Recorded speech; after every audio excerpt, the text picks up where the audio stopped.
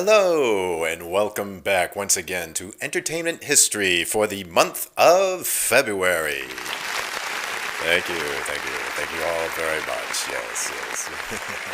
How kind of you. My name is Rob Carroll. I am an actor, musician, and DJ, and a proud member of SAG-AFTRA.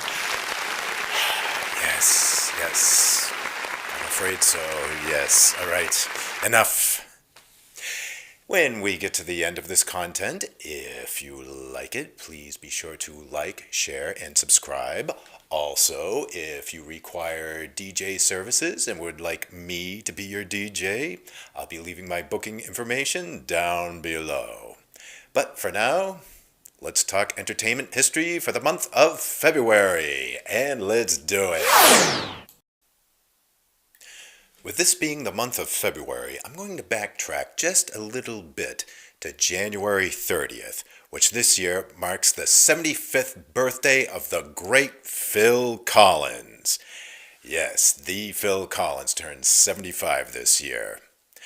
As most of you probably know, Phil Collins first achieved his fame by being the drummer and backup singer for the progressive rock band Genesis.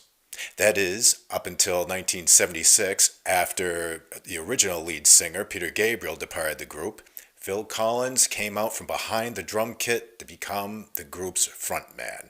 Now then, I'm going to tie this into February, because February 13th, 1976, 50 years ago, marks the release date of A Trick of the Tail, which is the first Genesis album to feature Phil Collins as the group's lead singer, and he still continued to be the drummer at the same time. Also, on February 13th, it's the 76th birthday of the original lead singer of Genesis, Peter Gabriel. Now then, both of these men, Phil Collins, yes, very prominent career with Genesis, but also had a huge solo career, which lasted through the 80s, 90s, into the 2000s. He even composed the music for the musical Tarzan. Peter Gabriel also had a very successful career in the years and decades after departing Genesis. In 1999, Peter Gabriel and Phil Collins got back together in the studio with their old bandmates from Genesis, Steve Hackett, Mike Rutherford, and Tony Banks, to re-record their classic hit, The Carpet Crawlers. Now then, if you listen to this single, it's very interesting, especially if you have it with headphones or earbuds on.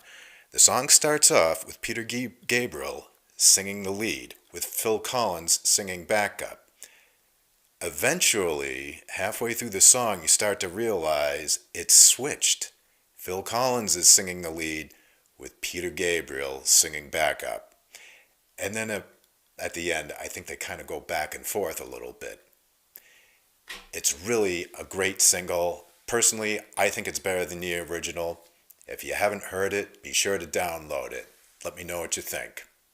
Also, in 2010, all the members of Genesis got back together at the Rock and Roll Hall of Fame to be inducted that year.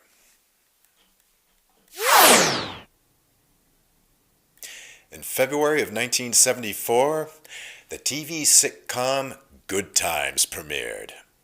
It starred Esther Roll, John Amos, Jeanette Dubois, Bernadette Stanis, Ralph Carter, and of course, who could forget Jimmy Walker as JJ. Later on, the series also featured comedic actor Johnny Brown and a very young talent named Janet Jackson. Good Times was one of many sitcoms in the 1970s that was developed by the great Norman Lear, having a great mixture of comedy and drama mixed together. This series, just like a lot of Lear's sitcoms, went after certain subjects that, well, a lot of people had been afraid to talk about on mainstream television before. Those being racism, poverty, unemployment, drug addiction, gang warfare, widowhood, and even child abuse. The series lasted from 1974 to 1979 and had over 130 episodes. And I almost forgot. Good Times also featured the great paintings by famed artist Ernie Barnes.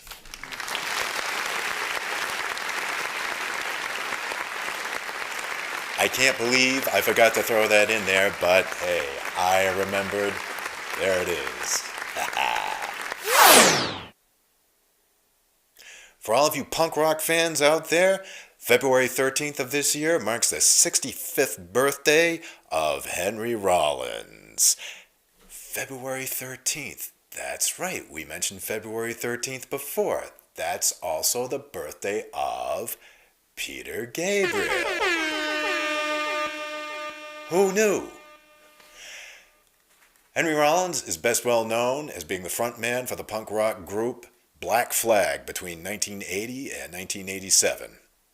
After leaving Black Flag, Henry Rollins did a lot of work as a spoken word artist, and in 1991 made a live debut at the 1991 Lollapalooza Festival with his new band, the Rollins Band. I was there. It was awesome. If you're ever having a bad day, there's nothing like putting the headphones on and listen to old Henry scream a little sense into you. This month of February marks a few other very notable birthdays. It's the 80th birthday of Star Wars legend Anthony C-3PO Daniels. It's also the 70th birthday of late-night talk show legend Arsenio Hall. And it's also the 60th birthday of legendary supermodel Cindy Crawford, still absolutely gorgeous as ever. Stop that. Look, what did I tell you before? Look, if you're going to do that, go out to Anderson's tool shed, will you? Ugh. God. This past week, the acting community suffered a great loss with the death of legendary actor Robert Duvall. I've been trying to ask myself over this past week, what was Robert Duvall's best performance? He had so many of them, and every single performance he ever gave, whether it be on stage, film, or television, was absolutely flawless. It's really hard to figure out what his best performance was. How can you rank one over the other? It's impossible. So, I'm going to challenge all of you to put down in the comments section down below what you think Robert Duvall's best performance was. Think about it. It's really hard to do. I'll be really interested to see what you all write down. Anyway, for now, that's it for entertainment history for the month of February. We'll be back next month for the month of March. Everybody, take care.